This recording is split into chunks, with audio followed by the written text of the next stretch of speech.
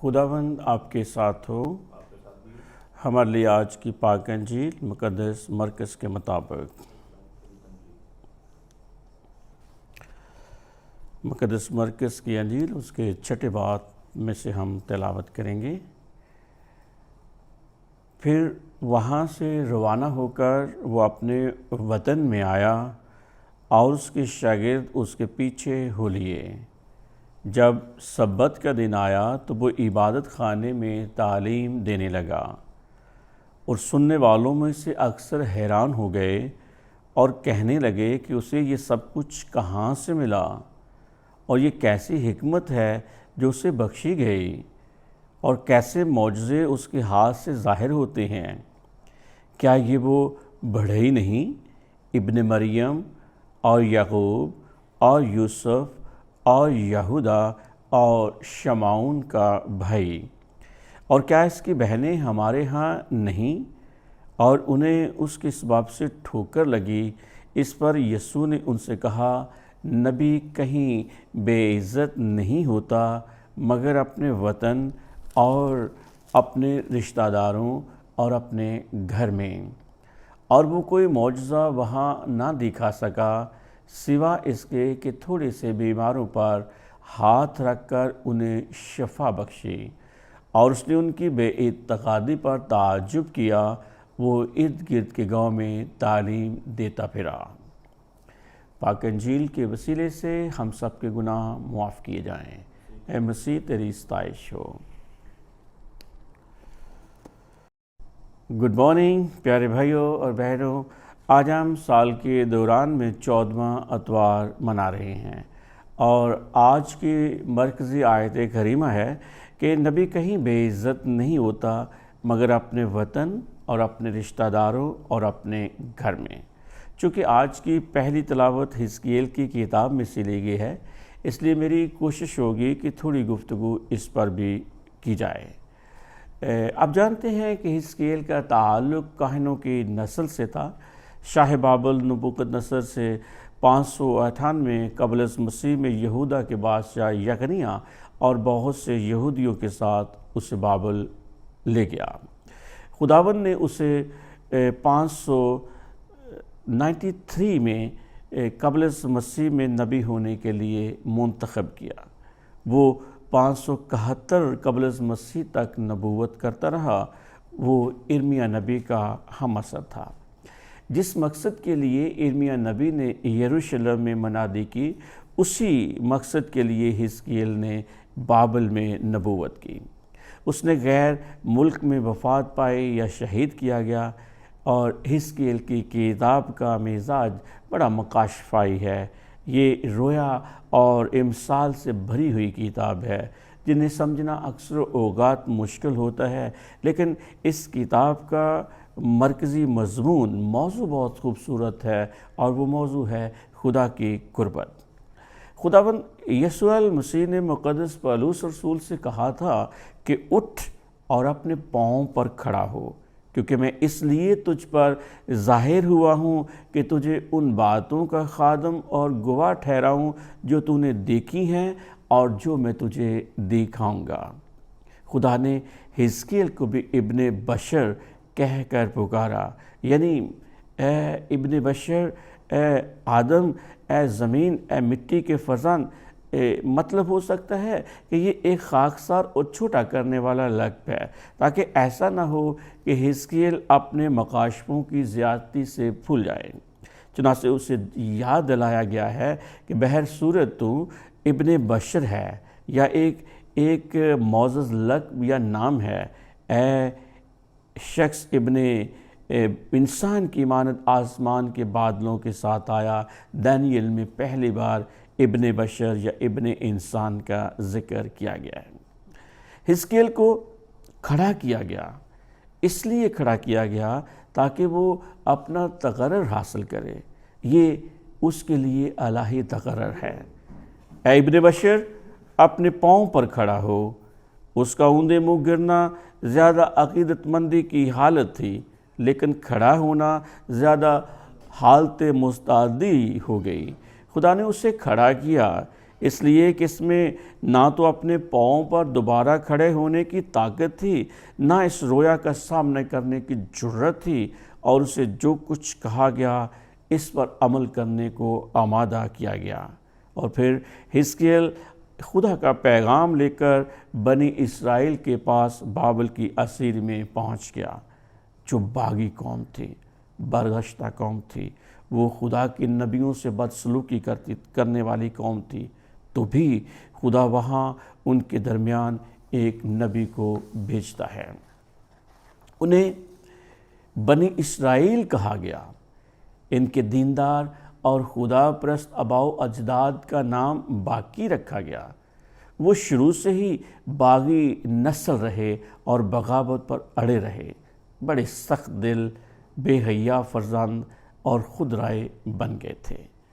پھر خداوند نے حزقیل کو ان کے پاس بھیجا، کس کام کے لیے؟ کہ اگر وہ خدا کے کلام کو قبول کرتے ہیں تو کیا ہوگا، اگر وہ خدا کے کلام کو قبول نہیں کرتے ہیں تو کیا ہوگا۔ اس اختیار کے ساتھ بھیجا گیا کہ وہ خدا کی طرف سے ہے۔ کون؟ حزقیل خدا کی طرف سے ہے، اور جو وہ پیغام دیتا ہے وہ بھی خدا کی طرف سے ہے، کیونکہ انبیاء کے نوشتے خدا کا کلام ہے، لہذا ان کو خدا کا کلام ہی سمجھنا اور ویسا ہی درجہ دینا چاہیے۔ جب کلام سے انسانوں کے دل جل اٹھے ہیں، ان کی مرضی اس کے آگے جھک جاتی ہے، تب ان کے اندر ایک شاندار گواہی پیدا ہوتی ہے، اور وہ مانتے ہیں اور کہتے ہیں کہ یہ انسان کا نہیں، خدا کا کلام ہے۔ لیکن اگر وہ کلام کی طرف سے بہرے بنے رہیں تو پھر ان کو بتایا جائے گا، اور وہ جان لیں گے کہ جس کی ہم نے تحقیر اور تہذیب کی ہے وہ واقعی نبی تھا اور وہ خدا کی طرف سے تھا۔ ان کی ضمیر کو ملامت کریں گے اور خدا کی منصفانہ سزائیں ان پر نازل ہوں گی، کیونکہ انہوں نے نبی اور خدا کے کلام کا انکار کیا تھا۔ پیارے بھائیو بہنوں، آج جب ہم پاک انجیل کی طرف آتے ہیں تو ہمیں معلوم ہوتا ہے کہ یسوع اپنے وطن آتا ہے، ناصرت میں اپنے شاگردوں کے ہمراہ آتا ہے، جہاں وہ بطور بڑھئی اپنا کام کیا کرتا تھا۔ سبت کا دن ہے اور وہ معمول کے مطابق عبادت خانے میں تعلیم دینے لگا۔ جب مسیح خداوند کی بااختیار تعلیم دینے کا آغاز ہوا تو لوگ حیران ہو گئے اور اس کی حکمت اور معجزوں کا انکار نہ کر سکے، مگر وہ کسی صورت اسے خدا کا بیٹا ماننے کو آمادہ نہ تھے۔ وہ اسے وہی بڑھئی اور مریم کا بیٹا ہی سمجھتے تھے، اس کے بھائی اور بہنیں وہی تھیں۔ پیارے بھائی اور بہنوں، اگر مسیح خداوند ایک فاتح ہیرو کی طرح ناصرت میں واپس آتا تو وہ اسے خوشی سے قبول کرتے، مگر وہ فروتنی اور انکساری کے ساتھ آیا، اس سبب سے انہوں نے ٹھوکر کھائی اور انہوں نے اسے بے عزت اور بے قدر کرنے کی بے انتہا کوشش کی۔ یہ ساری حکمت اور یہ سارے معجزے کسی شمار و قطار میں نہ آئے۔ متی کی انجیل میں انہوں نے کہا کہ کیا یہ وہی بڑھئی کا بیٹا نہیں؟ یہ کہہ کر اس کی اہانت کی تھی، مگر معلوم ہوتا ہے کہ دراصل وہ کچھ اور کہہ رہے ہیں۔ کیا یہ واقعی بڑھئی کا بیٹا نہیں؟ اس نے ایسا پست ہونا پسند کیا کہ خادم کی صورت اختیار کی، اور اس طرح ہونے سے مسیح خداوند ہمیں سکھانا چاہتا ہے کہ ہمیں بھی اس دنیا میں کاہلی سے نفرت کرنی چاہیے اور اس دنیا میں کچھ کرنے کو اپنے لیے کام تلاش کرنا چاہیے۔ نوجوانوں کے لیے آوارہ گردی سے بڑھ کر کوئی اور چیز ضرر رساں اور نقصان دہ نہیں۔ یہودیوں کے ہاں ایک اصول بہت اچھا تھا کہ جن نوجوانوں کو درس و تدریس اور حصول تعلیم سے منسلک کرتے تھے انہیں کسی ہنر اور حرفہ کی تربیت ضرور دیتے تھے۔ جیسے پالوس خیمہ دوزی کا ماہر تھا تاکہ فارغ وقت میں کچھ کام کرتا رہے، اس طرح اس نے دستکاریوں اور اہل حرفہ کو عزت دی جنہیں لوگ حقیر جانا جاتا تھا۔ جو اپنے ہاتھوں کی کمائی کھاتے ہیں، ان کی مسیح خداوند نے حوصلہ افزائی کی ہے، اگرچہ بڑے لوگ انہیں حقارت کی نظر سے دیکھتے ہیں۔ دوسرے نمبر پر جس کے لیے انہوں نے مسیح خداوند کی بے قدری کی تھی، یہ تھی کہ اس کے رشتہ دار ادنا لوگ ہیں۔ ہم اس کے خاندان کو اور اس کے عزیز و اقارب کو جانتے ہیں، چنانچہ وہ اس کی تعلیم پر تو حیران ہوئے، لیکن اس کی ذات اور اس کی شخصیت سے ٹھوکر کھائی اور اس کی وجہ سے مسیح خداوند کی تعلیم اور پیغام کو قبول نہ کیا۔ یہ دیکھ کر یسوع نے وہ جملہ کہا جو پوری دنیا کے لیے ضرب المثل کا درجہ اختیار کر گیا ہے۔ نبی کہیں بے عزت نہیں ہوتا مگر اپنے وطن اور اپنے رشتہ داروں اور اپنے گھر میں۔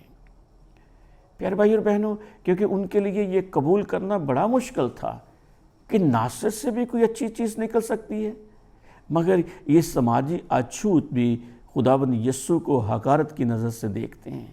یہ انسانی دل کے تکبر اور بے اعتقادی پر کیسا نمایاں تبصرہ ہے۔